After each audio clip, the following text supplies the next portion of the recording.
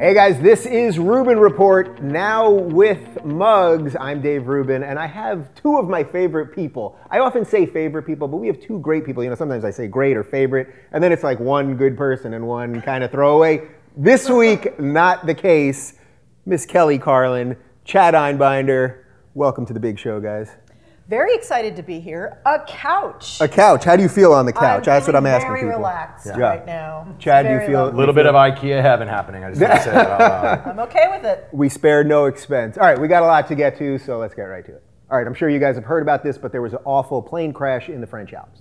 The plane sent out a distress signal at 10:45 a.m. local time, then crashed in the mountainous zone at an altitude of about 2,000 meters. According to the Germanwings CEO, it took the plane 8 minutes to descend before they lost contact with the plane. Officials said there were some clouds, but the cloud ceiling was not low and there did not appear to be turbulence. In a televised statement, German Chancellor Angela Merkel added, "This is a time and hour of great sorrow and great grief. We should be thinking about people who have lost relatives and also friends." All right, so the story is still breaking, but it does sound like all 150 people on board did die. Is it just me, or are there more of these happening now? Or is this just the media? Or are we just aware of everything more, or what? But I feel like every 6 months, I feel like we're getting one of these Yeah, it does now. feel like there's a major crash more often, but I think there's probably more planes in the air. I mean, statistically, it's still very, very safe. That's what everyone says, right? Like, that's the thing. Like, compared they say, to getting in your car and going to the market. Yeah. I mean, you know, which seems weird because you're up 38,000 feet or whatever. But but I think it's just that and these planes are getting older. I mean, that's part of it too. They said this one's over, what was it, like 18, 20 years old, and they say, oh, that's young in this field. I'm like, really? Yeah, that I don't doesn't. know. I'm not okay with that. Yeah, there are DC-9 still in the air. Oh, yeah. Kennedy flew on a DC-9. Yeah. I don't know, but it always. Not the MTV VJ Kennedy, the president. You meant John F. Kennedy. Got it. Just for our younger viewers. Yeah. Well, Kennedy works. Cares about MTV. The MTV Kennedy works for Fox now, so she's flying in something. Well, they much have to take the fancier. bus. I understand it. Right. Yeah. Really, do you think these things are happening more? Does it feel like it's happening more? Do you think this is a function of the media? It's a function of the media. You know, I mean, the classic line was from the original Superman movie with Christopher Reeve, where he turns to somebody, and I think he turns to Lois Lane and says, you know, statistically speaking, flying is still safer than any type of travel. Yeah. But that's like saying, well, people who shave get cut, and those of you that don't, don't. Right. So if somebody says that every 15 minutes, it's the media. It's the repetitive 24-hour So is it a control news thing? cycle. Do you guys think it's a control thing? Because I've talked about it a lot. I don't like to fly, really. For years, I was drugging myself on flights. I don't do it anymore, but now I just freak out for half the flight. But do you think it's a control thing? Like when you get in your car, even if it's statistically a higher chance of you getting hit on the way to the supermarket, that you're at least controlling a portion of it versus the plane? Yes, you're in a metal tube hurling your body through space. Yeah. Tens of thousands of feet above the earth. Oh, we're not talking about the car. No. Oh. It does You're not helping my case, Kelly. There's nothing in that makes a person who likes to have a little bit of control in their life comfortable at all. Right. And all I ever think about is, well, at least the pilot is probably got decades of experience. He's flown this plane a lot. And then, of course, you know, they lead yesterday with the story how the pilot had decades of experience. And I'm thinking, I don't even have that to calm me down anymore in an airplane. Right. So we are completely screwed. Yeah, and to your first point, I always still drug myself on an airplane. And by the way, also in the car, which I highly recommend. You know, have like a salt lick. Now see, you know, codeine right there by the visor. I don't like to drug myself in the airplane because I worry about if we do go down, I don't know, I don't want to be drugged for like the last 2 minutes of my life. I've thought of that. And I think if you're going down, what's the effect of a Valium going to do on, you know, I mean, really, clearly. Well, the last time Make it more pleasurable. Right, you want it to be as stressful as possible, knowing that it's all ended. I don't know. I've got this like stupid Buddhist mindfulness thing. It's like I want to be present during my death or something. I don't know. Yeah, I want to enjoy the air slide. That sounds I'm an great. idiot. Well, I would be remiss if we did a story on planes and didn't just talk a little bit about the media coverage because it's pretty horrible. And yes, we all know that because of the news cycle, every little thing that happens, they stretch it out and they bring in. They say we're not going to speculate, and then everything's speculation. Everything's speculation. But it's worse. It somehow seems worse with planes, doesn't it? And it's I just have to point out CNN in particular, because they're really addicted to graphics now. Yeah. So they have all these fancy graphics, and I've got enough of an imagination to picture what it must have been like for the plane to be descending down.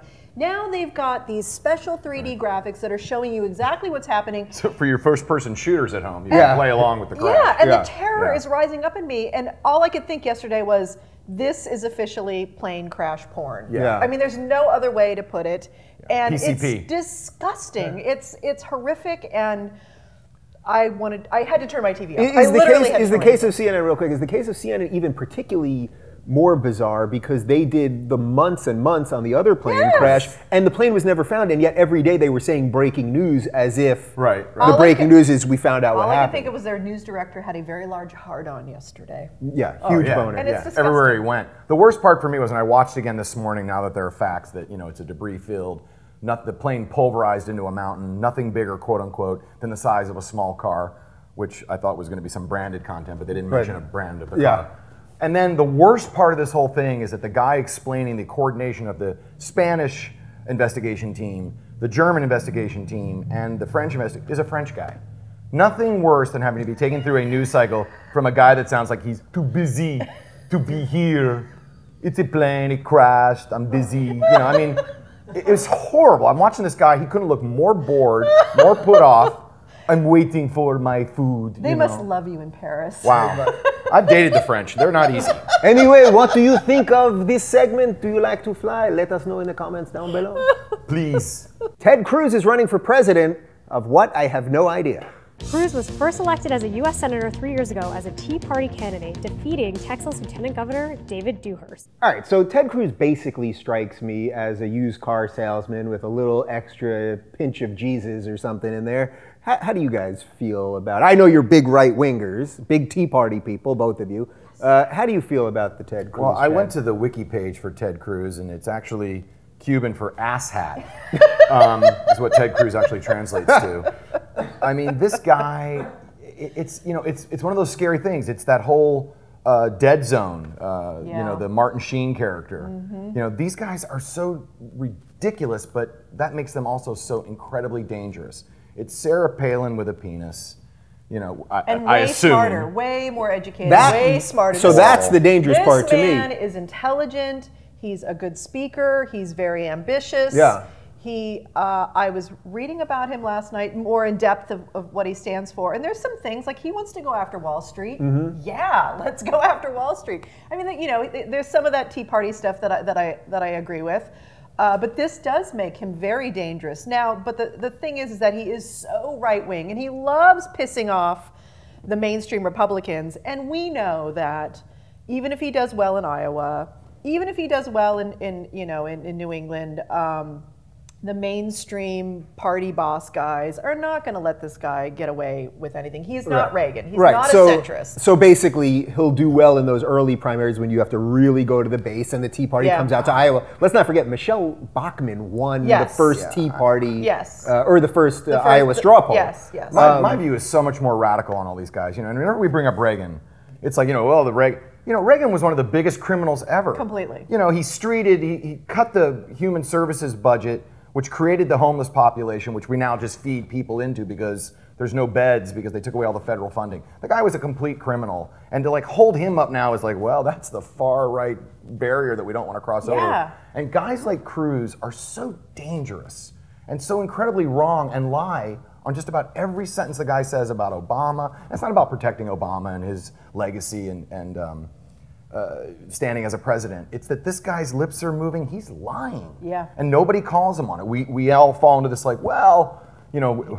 pine for the day of Reagan. Yeah. Do you think partly it's that nobody knows what's true anymore? It's so hard to siphon through truth in this crazy media world that they say something, Ted Cruz will be like, Obamacare is bankrupting the country. We lost $300 million by the time I started that sentence. And then no, of course, but then you'll turn on MSNBC and they'll say it's the greatest thing ever. And that's somewhere between that, my guess is what the truth is. But you just don't know what's true. We are lazy, uninformed citizens, and you have to do a lot of research to get the truth. And people will feed you whatever their bias is in the media. And, you know, and it's easier. It's like, oh, okay, you're confirming my bias already. Now I don't need to think. Yeah. But breaking news, and this is from this morning, he signed up for Obamacare. I know, I love it. He signed up for Obamacare. Well, he had to. No, he didn't, because as I drilled down, he could go straight to any insurance company and sign up. Right, or Cobra. He could have done Cobra. Right. You know, they can't afford it. Because like 90% of all of us great Americans, he's a cheap ass motherfucker. And he, you know, he saw he was going to get those federal subsidies, and like, I'll take them. Yeah. So just to be absolutely clear, the guy is literally running on his number one thing that he's running on is getting rid of Obamacare. He shut down the government because of Obamacare. Yeah. That he's now signed up. That he signed up for this morning. So what are we supposed to make of these guys like Ted Cruz, who their whole thing is reversing things? So he wants to reverse Obamacare. Whether you like Obamacare or not, the country didn't start exploding like everyone said. Or he wants to reverse gay marriage. Like, this is totally, I get it, he's not a progressive, that's fine.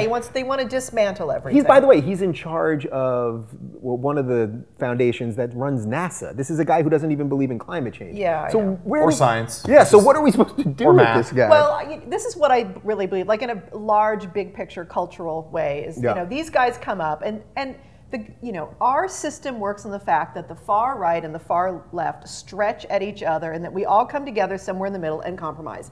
That is the political system we live in. Yeah. He's doing his job as a guy who wants. We used to live in that. Yes, that's true.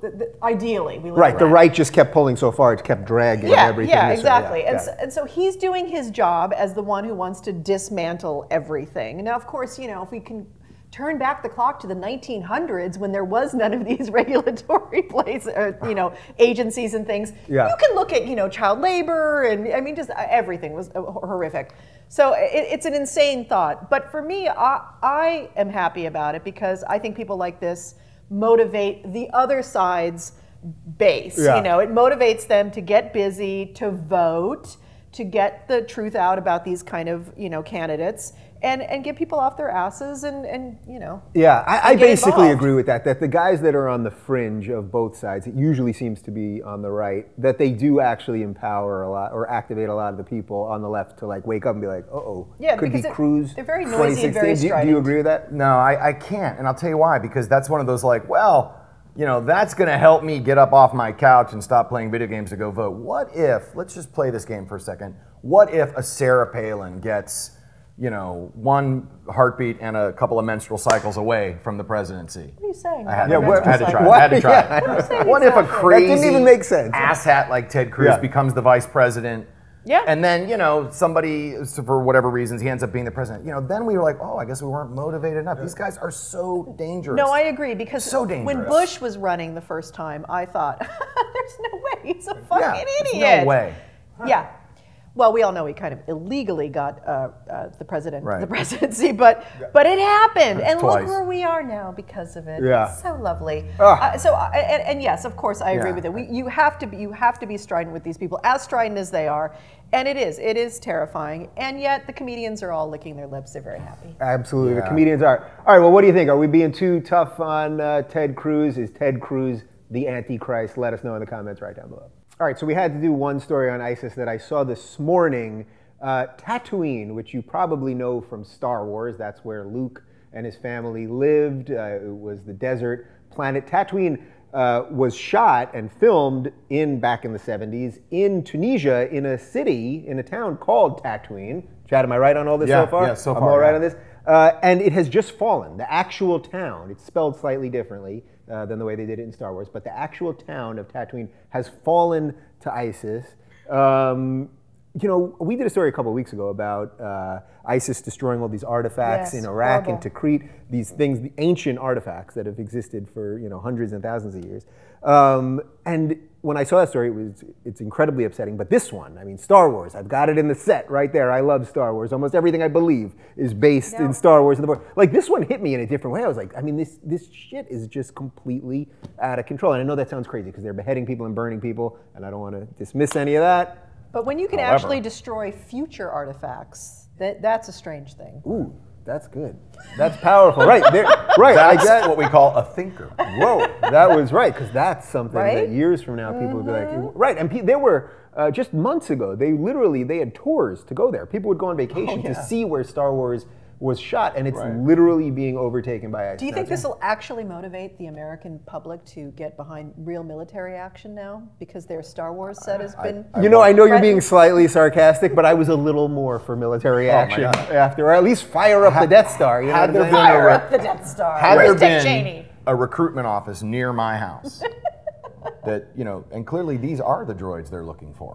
But there is something serious here, because it is, there's a fondness that we all have, a personal fondness to this mythology and this story and this memories from our childhood of seeing these films, and so it does hit us in a very interesting, real way. Right. That these other things are far away and horrible, but don't actually hit us personally. It's part of, I completely agree with that. It fits right in the Star Wars culture of, you know, what better metaphor for the dark side of the Force than ISIS. Amen. You know, that even the Arab nations are starting to. Is it Saudi Arabia that is now lining up their troops at the border? I mean, like they're now going to start fighting each other. Egypt is attacking them. Jordan's attacking them. So isn't that the interesting part of this? Is that it? Is that the good part of everything that's happening with ISIS? That maybe some of the rest of the world is too far. Yeah, like Star Wars is going to push everybody over. But really, that other nations are finally being like, this shit's going on in our backyard, and that maybe America doesn't have to do everything. You better R2-D2 your ass away from my Tatooine. That's what this is coming down to.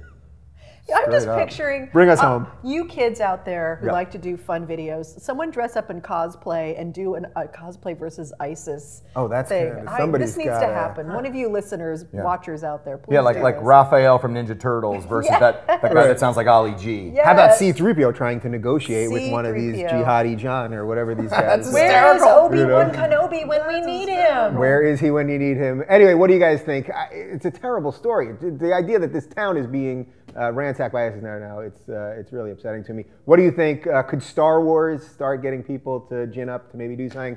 Should we do anything? Let us know in the comments right down below. Soon Snoop won't be the only stone dog. A senator in Nevada is proposing a new provision to a bill that would give veterinarians the right to prescribe medical marijuana to dogs.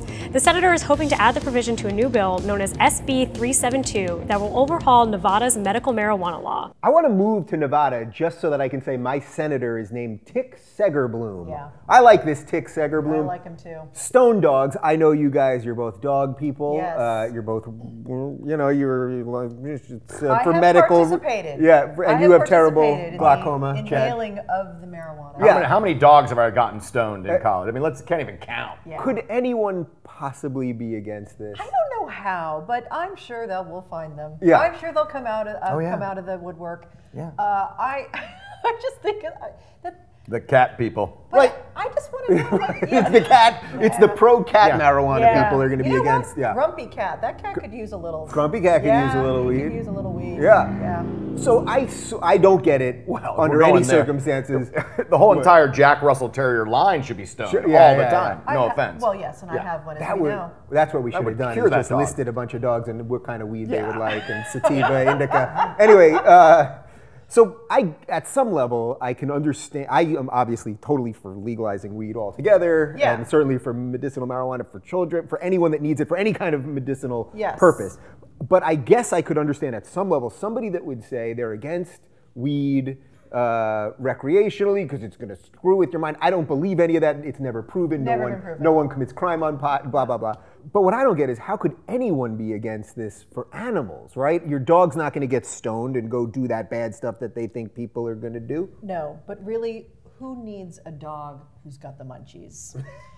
Yeah. I mean, really, they're already begging. Yeah, your dog Stella is a big jumper. Already begging enough. Now I've got a begging dog who's also got the munchies. This concerns me a little bit. That's my only fear. Yeah. All right, munchies, that's an issue. It can cause the doggy treats not for the rise. People that own Purina. Let's just go there. And the other issue about this is that this is once again, you know, this crazy, insane idea we have about hemp and, you know, marijuana or the cannabis is, you know, that hemp has been outlawed in this country because it's related to the cannabis plant. I mean, and hemp, if you read the, you know, people who use hemp and want to use it for all sorts of things, it could like change change the world in many ways. Can you? So we've talked about this a little bit on the show, but can you just explain a couple of things that hemp could be used for? Beyond, there's hemp milk, of course, which is legal. Yeah, there's delicious. It's like delicious. The protein level of hemp is like way higher than like chicken and beef, and which is killing the planet with takes much less energy to produce and water and creates gas and all that kind of stuff. Soil rotation. It's not as hard on the soil as a crop rotation. Fiber. I mean, it's just I'm not a hemp freak, but I read this stuff and I think this is, if you want to do logic, let's do logic. And this is what drives me crazy about this stuff. There's no science, there's no logic. They just ignore it, and marijuana is still deemed as dangerous as heroin. As far as it's a Class A. A Class A drug, yes. And which, by the way, a Class A drug, the definition of a Class A drug says in the definition, it says that there's no medicinal value to it. Right. Which then at the same time, we have states that are doing medicinal marijuana, so our laws make no sense. Right, exactly. Absolutely. And it's all political. And that's what drives, it's like, science. I just want to say science over and over again. Science. Well, and just being practical. I mean, but let's look at the positive of this for a second. If you own a dog, if you're out there, America, I assume you're out there, and you own a dog, immediately go and get that dog a marijuana license. Because the next time you get pulled over or stopped and frisked, you are a medicinal caregiver, and that weed, that's the dog's weed. And as an administrator, the dog likes it when what do they call the thing where you take the joint, you reverse it and blow it into someone's mouth? Shotgun. Shotgun. Yeah, yes. I'm here as the shotgun delivery system officer. For truffles. For truffles, yeah. Right. Like I'm taking bong hits to blow into the dog's mouth. Because I'm a caregiver. You're being of service. Yeah, and why stop at dogs? You. Like, what other animals can we get legalized medical marijuana? I mean, stone giraffes, that would be pretty goldfish. good. I mean, let's just go across the board. Goldfish have memory problems as is. Anywho, they do? What do you think? Stone dogs, of course, it should be completely fine. Medical marijuana for dogs, why would you not want to help an animal with a substance that grows from the earth? Or that won't stop barking. Or that won't stop barking. Let us know what you think in the comments right down below. Great news for rich white people, not great news for everyone else. The Urban Institute said in a YouTube video, though the United States is one of the wealthiest countries, to many Americans, this prosperity remains out of reach. Blacks and Hispanics who are striving to make a better life for themselves and their families are not given the same asset-building opportunities. As the video notes, a white person in their 30s in 1983 had an average net worth of $184,000. Today, these whites, who are in their early 60s, have accumulated $1.1 million in wealth. Blacks, however, only saw their wealth go from $54,000 to $161,000. Hispanic wealth has only grown from $46,000 to $226,000. All right, well, you can't argue with the numbers. I'm here with white people. We are white. The worst kind of people. White people. God, I hate white people. Absolutely. Look at the way your wealth, you freaking white people. Yes. Well, technically, I'm a pink person, king of the pink people. So that's between y'all. But I hate white people. I'm very white. Scottish, Irish, I'm like of the worst. It's white. So if you look at those numbers, I mean, it really is kind of staggering. Like something like, it really for is. white people, that value increased something like 6-fold. For black people, it was a little more than 2, I think. Hispanics, not great also. So, everyone wants to say we're post-racial. It seems like we've had a major slide back into racial stuff in the last 2 years. Where are we with the racial thing and economics in America right now? Depressed. Yeah. It's depressing. I saw that and I was just depressed, and I thought, I'm a white person and I don't know what the hell to do about it. And it's just going to get worse. They want to dismantle our Social Security, every little safety net in this culture. So any support that these communities have, they want to wipe out. They're not interested in helping the Republicans and the power elite are just not interested in creating a society and an economy where everyone really gets to prosper. Right. So I think the Republicans would argue they want everyone to have this even playing field, and if there was an even playing field, as there should be, I don't know what that means really, but that's what they would say. But then when you look at so does this really, what you're seeing here really is just how systemic racist or racism or racially related stuff is in the system, that it's just in the system. It's ingrained. Look, I mean, the Supreme Court yesterday handed down the decision. They would not hear the Wisconsin totally racist, biased Wisconsin voter ID law. So it stands. So now, if you don't have a state government-issued driver's license or form of state-issued government ID, you can't vote in Wisconsin. Right. And you know, math still is math. I mean, it was math when I woke up this morning. It was science. So how does it affect? Who does it affect? It affects people of color at like a 10-to-1 because it's an extra expense. And if I lose my license, like I don't want to go and spend $26 that I would spend on food to get another license, and they just make it harder for people of color to vote. And the thing is also, you know, this is also about, obviously this is a racial issue here, but we're also talking about just the general working poor. Right. There's no way out of this stuff. Right, the general disparity is just as yes. There's one level There's no worse. asset building in this country. Look at the last presidential election. Let's go back to math for 1 second. Obama won by 200, and you know, there'll be comments about this, 226,000 votes. They estimate that 9% of Wisconsinians, whatever they are, 9%, which is about 350,000, don't have this ID. Right, there it is. Obama doesn't win Wisconsin. Right. So everything is motivated. It's a chipping away. They say one thing about a level playing field, and then they do everything they can to just never do anything like that and hurt people of color, which is why I hate white people. I mean, I absolutely cannot stand white people. So 350,000 people don't vote. Obama, you do that state by state. There's 7 other states that have this now. Mm-hmm. That's how they will gerrymandering, and that is how they will take the White House. It's how they'll keep the Senate. So when we talked earlier in the earlier segments about, well, you know, the right, and we just have to kind of get motivated off them, I say they're so dangerous. This kind of stuff, if you're not motivated before the election, that's why we don't win the midterms, you're going to watch everything that you, to your great point, all the social services that are barely there now are going to go away because they're rigging the game. Yep. So last on Sorry, is America. there anything that Obama can do? Because I think if you would have asked the average person, I voted for him twice, if you would have asked the average person, will race relations and some of this systemic stuff and the economic stuff, will it be better by the time he leaves? He's only got about 22 some odd months left. It doesn't look like things are going to be better either economically or just in terms of racial tension by the time he leaves. Is there anything he can do? No, because the owners of this country own everything, and they've got the power, whether it's, you know, it's Wall Street. But isn't he one of the owners now? I mean, I know we're talking about some high-level stuff that your dad would... Of course he is. Of course he is. I mean, you know, I look at I'm not a person who makes a ton of money, but I'm way up in that 10 percentile, 15%. I don't know. It's insane to think about that.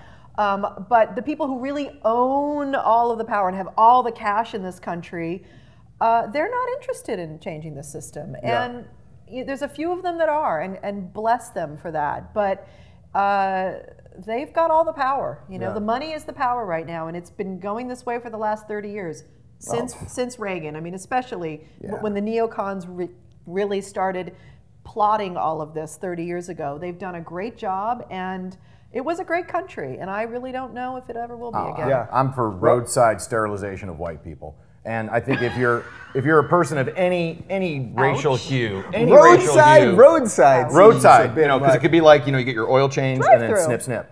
So and a burger. You know, and if you're of any racial, just start having more babies, because the only way you're going to change this is to have such an electorate of color. But that's coming soon here in California. We will be the roadside minority. sterilizations. All right, I have a feeling the commenters are going to have a field day with Chad. By the way, his Twitter is at Chad_Einbinder. I think I got that right. And what this whole segment reminds me of is the great quote from Kelly's father, the legendary George Carlin, which is, they call it the American dream because you have to be asleep to believe it. Robotic cars are coming, but will they be able to make 3-point turns? We'll find out. Elon Musk announced during a conference call that a hands-free electric car is hitting the market in just 6 months. The coolest part of Musk's call may have been when he announced that if you're on private property, drivers will actually be able to remotely summon their vehicle. And when they arrive home after a drive, Tesla owners will also be able to send their car back to the garage without actually having to manually park them. All right, so you guys know I love this kind of story, right? I love all this futuristic stuff. I love all the robotic stuff. I love wondering when they're going to come and destroy us. What we didn't show in the package there is that Elon Musk also said that eventually humans driving could become illegal because it would then be more dangerous because you'd have humans driving with these robots. Then he walked that back a little bit because obviously he has stake in Tesla. Oh my God. So people started freaking out about that. I've been in one Tesla once. It was after a party at your house, and it wasn't your Tesla, though. You're not doing that well. You're doing okay, but not that well. I don't have a lot of envy about things, but I have envy about the Tesla. About the Tesla. It was a cool, futuristic operation. I was in a Tesla once. at the pop-up store at Century City Mall. Yeah. It is the greatest car I've ever just sat in. Yeah. Like, I didn't go anywhere. I didn't take the little test drive. I just sat in the car. Yeah. And they were like, can you come out of the car now? Can you come out? I drove in it, amazing. and it's pretty, I mean, everything's digital, it's cool. But that in and of itself, it's not a robotic car yet. But these things are coming. Yes. So should I start with the fear question or just the cool question? Okay. Take it either way. All I have to tell you is that yesterday, no lie, I was in Beverly Hills driving on one of those one-way streets, and a woman came at me in her Jaguar, and I thought, you know, if her car was a robot, it would have known better. Yeah. She clearly doesn't. So you're pro-robot car? I'm pro-robot car at this point. Chad, pro-robot car? Well, I would say next to Ted Cruz running for president, this is the dumbest idea in the history of dumb ideas. Okay. But not if everybody's But won't this help traffic? Car? It's going to be like Minority Report, and we'll be able to line up all the cars. Where do we all live? California. 3 busiest freeways in the modern free world. The 405, the 101, and the 10. Woo! The next is followed by some shit-ass freeway in Venezuela, which is like you can play chess in the traffic jams. They pull out chessboards and play on them. Fans are going to get pissed, yeah. And Israel, I think, is another bad one. Yeah. Sometimes I'm on the 405, quick story, dead stop. I'm in the center lane, cars everywhere. I look front, cars, right side, behind, and I go, no one's moving, we're all just sitting there. And I go, oh my God, I'm in the Matrix. Like I check my sphincter to see if there's one of those butt plugs that's sucking the life out of me. Driving in this town, whether you're in a robot car or a car driven by Uber, Lyft, or sidecar, it's still a nightmare. It doesn't matter. This plane crash was what they call it, wire, with a plane. Yes. They move everything digitally, so there's no wire connecting to the aileron and the flaps. Right. So now we've got a robot car, and if there's a software glitch or it's unhackable, yeah, like the IRS and everything's unhackable. Right. This is a horrible idea, and it's not going to change our lives at all. So you're going directly to the negative side of stuff, which is on the future stuff where I always end up veering one way or another. But there could be some short-term positivity here that if robots were driving cars and you took that human error out, right, it might help traffic. It might be good for a while before the robots turn on us. You know, I'm tired of waking up and not having any hope, and this just gives me a little hope. When I was a little kid, I saw the movie Sleeper. Yeah. And, you know, Diane Keaton and Woody Allen got in that little cool car, and it drove them somewhere. I wanted one of those. Damn it, I want my until it broke down, and they found a VW Bug 67 crank top. I looked it up. Fine. In the cave, and it started right up, okay? Kids, on regular gas. Wait, how did they have sex in Sleeper? I can't really, they did some weird... Orgasmatron. Yeah. So that's really, but really, when you invent those. Elon Musk could get an orgasmatron. That's what I'm saying. That's where this all ends up, right? Like this all ends with we're just in a pod always. The matrixification of us, and we're just going to end up in a pod, and we're part of the system. And that's my husband this morning was saying that he also, Elon wants to make this tube system. Yeah, you know, like from Future Hyperloop. Right. Yeah. And my husband Bob was saying that he just doesn't want to feel like a hamster in a habit trail. So I live for that. Robotic cars, great idea. Going to clean up traffic, or are they coming to kill us? Let us know your thoughts in the comments right down below.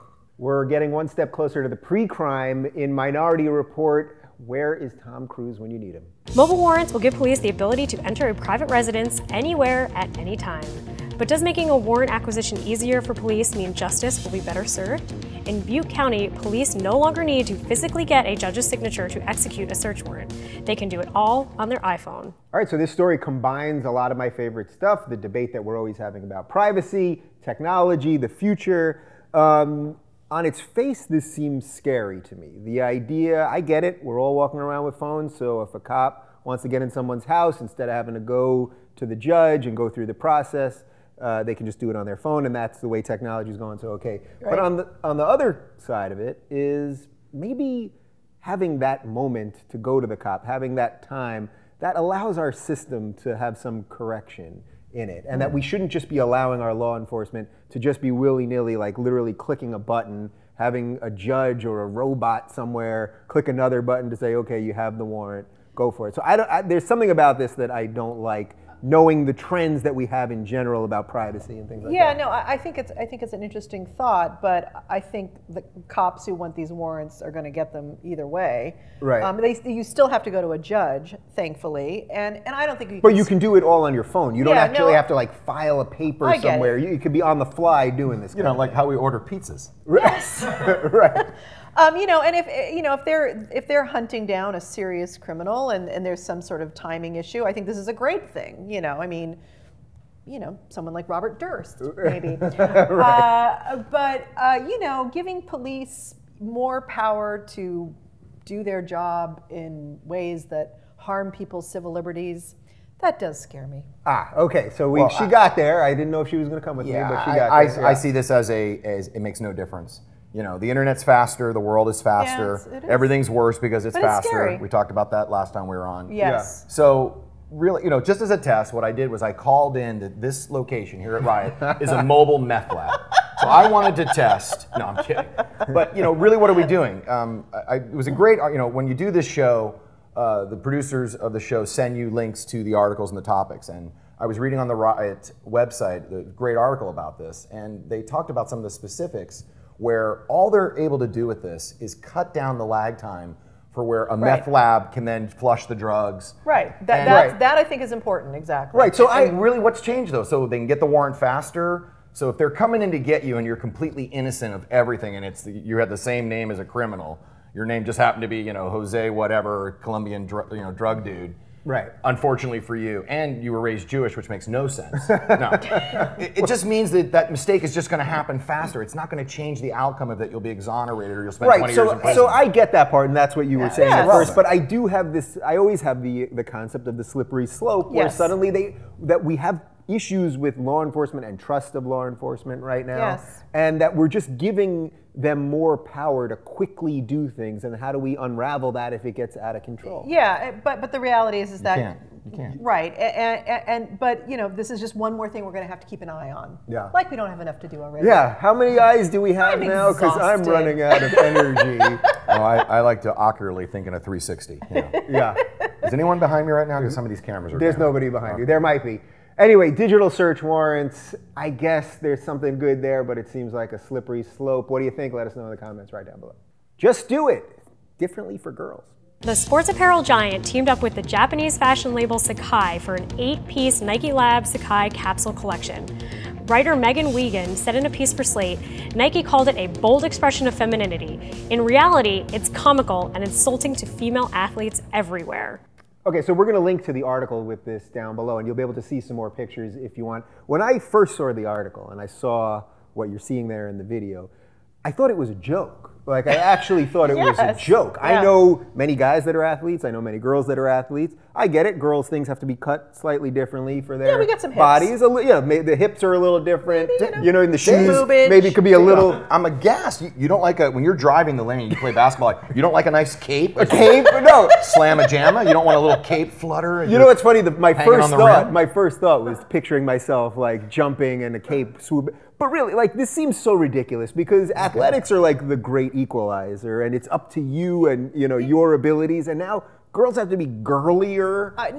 It's so confusing. I thought it was. I'm like, okay, it's an art piece. It's like Yoko Ono started designing, or something interesting like that. Right. In a museum, like, oh, this is some sort of weird idea of this. Okay, no, they're serious. They really want me to wear a skirt and a cape while I'm. Yeah. Right, the wardrobe art direction from a bad 1980s movie, like Mannequin 7. It is, I'm... Horrible.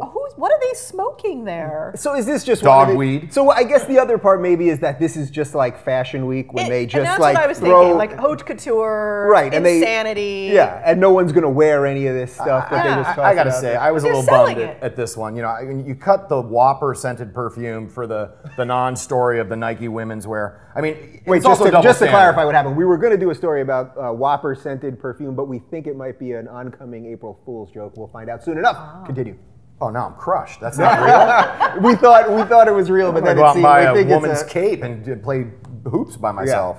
No, I just think this is one of those things where, you know, if Serena, it's a double standard too. If Serena Williams, who likes to design, is it Serena or Venus that does the? I think it's Serena. She designs clothes. If she would have done something like this to be a part of couture, Fashion Week, it would have been heralded as this great thing. But because it's kind of goofy looking and like bad 80s, you know, version of the future movie that would happen in 2017. You know, we're all up and, you know, women are being downtrodden. And, you know, look, I was raised by women. I have women children. I've been married to a woman. You know, I'm pro. You've done all of the stuff that someone can do with a woman. There's women involved. I got a lot of women around me all the time. I got one right here. And I'm totally pro women, but this is like, we're gonna get riled over some 8 pieces of clothing. Yeah. And it is one of denigrating those women. fun little, Yes. exactly, yeah. It's one of those outrage things, like, let's distract ourselves for 30 seconds. Yeah. But yeah, really, if Nike's serious about this, I don't. What's that line from? Maybe it is an April Fool. Maybe this is the April Fool's. Maybe this is the April Fool's. What's the line from the Incredibles movie where the little Edna Mole is like, no cakes, no cakes.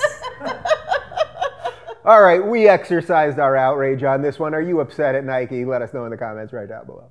$2 Chuck at Trader Joe's is going to kill you. Inexpensive wine brands could contain up to 5 times more arsenic, a known carcinogen, than the amount the Environmental Protection Agency permits in drinking water. One expert noted, the lower the price of wine on a per liter basis, the higher the amount of arsenic. Though arsenic is found naturally in our air, soil, and water in large amounts, it can increase the risk of heart disease, cancer, respiratory illness, and other health problems. All right, so this story actually did scare me because before I became a huge YouTube star and now drink the $8 bottle of Trader Joe's wine, I drank a tremendous amount of $2 Chuck. I mean, a lot. Too much for an adult. Yeah, my nickname in college, $2 Chuck. $2 Chuck. I mean, so they're arsenic. You shouldn't be drinking arsenic, should you? Technically, no. I should not be drinking arsenic. But why? I find it so refreshing. But my Cleanse the palate. Yes. Like, literally out of your head. Yes, your tongue falls out. Totally. Should this maybe not surprise us? Like if you drink, wine shouldn't cost $2. And actually, I read something somewhere that said that Trader Joe's $2 Chuck, technically, by the technical definition of what wine is, it doesn't even technically qualify. Yeah, it's Hawaiian punch. It's like they're doing something. It is grapes, and it's the grapes that are actually not. They get the worst grapes that are thrown away from everything else. It's, I don't know. I love Trader Joe's, so I don't want to make this all about $2 they're Chuck. awesome. But here's the bigger news story. Guess what, people? Cheap wine is going to kill you anyway. Right. Oh, right. For other reasons, you mean? Yes, it's going to ruin your liver. You don't need the arsenic part. It's going to ruin your liver. Wait, wine in general or cheap wine in general? Cheap wine, because guess what? If you're drinking cheap wine, you probably drink a lot of it. Yeah. And it's, people have been drinking Ripple for a long time and been dying of, cirrhosis of the liver. So when you see a story like this, how do you then even go, all right, I'm not going to drink the $2 Chuck, right? I'm not going to do that. But is the $6? I mean, this is what everyone says with wines all the time. Like, does a $58 bottle at a restaurant, is that going to be any better for you? Is that the next step? It's going to be like ranked by health? Pour it through a Brita filter. I mean, that's what I do. You buy the cheapest ass stuff you can find, whether it's vodka or whatever, just pour it through a Brita filter. Maybe they could sponsor the show. I'm not sure that's scientific, people. Just for the record, don't do that. No one? Yeah. Probably not. Yeah. If you're drinking 1 or 2 glasses of wine a night, I think you're going to be okay. It's all about moderation. You shouldn't be drinking a lot of alcohol anyway. It's not good for you, people. Clearly, someone who's also not going to get their dog stoned. That I have to disagree with. Also, they did a study. Just wait. Everything being equal, most of the drinking that I've done in LA since I've moved to LA is at your house. So I'm not exactly sure that just happened. What you mean by. But you're drinking decent wine there, I'm guessing. I do. That's also true. So there you go. I mean, she gets a lot of Kelly. Wonderful person, has these incredible. We've talked about it before when we're on these incredible community type. I would call them garden parties, called the poly parties, and people are always bringing gifts. So they bring like nice wine. They bring like Francis Ford Coppola. None of this $2 Chuck stuff. Yeah. You'll be okay. Do you remember? Do you remember that just recently? I guess it was last year. They did a blind taste test where they had box wine versus like a $30 bottle, and people could not pick the difference. Yep. Yeah. So it's not about the taste, and to take the arsenic, I think I read take the arsenic out of the wine. It's literally like a contractor doesn't spend the extra 20 cents a foot to put copper, the better grade of copper in your walls that leaked 10 years later. It wouldn't cost them that much. Right. So do we retrofit the wine. So is this one of these things? I'm not for overregulation, but do we need like the FDA or somebody like Absolutely. You know what I mean? Yeah. Like like they look at every fruit juice that everyone drinks. Sure. They are Our fine water. with our high fructose corn syrup and our water certainly. So do we need them to jump in here and start dealing with the wine people? Smack some wine people around, I say. You want the wine people to be smacked Let's do around. it. I think part of the roadside sterilization of white people should be a nice glass of $2 Chuck. For sure. Yeah. If you want to know about the roadside sterilization of white people, that was in our white people segment we did earlier. There's a thing right over here, and it's down below also. Anyway, $2 Chuck, is it killing you? Let us know in the comments right down below. All right, I want to thank Kelly and Chad, and I'm going to let you guys pimp yourself out. Pimp away, sister. Well, people can follow me at Twitter. I'm Kelly_Carlin. Like Chad, I'm an underscore person. And if you want to, you can pre-order my book online. It's called A Carlin Home Companion. It'll be out in 5 months, 6 months, but push the pre-order button. They like that. And it really exists because I saw a copy already. It's a real it's like a physical. It's the story of? Oh, it's the story of my life. And part of it is growing up with my dad, George Carlin, and my mother, Brenda, and all the crazy shit I did in my life. Yeah, Chad, what kind of crazy shit did you do in your life? I basically just follow Kelly around and listen to her crazy shit because it's way more interesting than my crazy shit. You know, I basically work as a director and a writer, so you know, I could tell you to follow the commercials I've shot, but you're skipping them anyways. So why would I do that? Follow him on Twitter. Follow me on Twitter if you'd like. If you have really nothing else to do and you want to take pity on me, it's Chad_Einbinder. I'm not going to spell it for you because that's just embarrassing. Yeah. And you know, just try to increase the peace, everybody. Yeah, man. Try to increase the peace. I'm, of course, at Rubin Report on Twitter. Thanks for watching, and we'll do it again next week.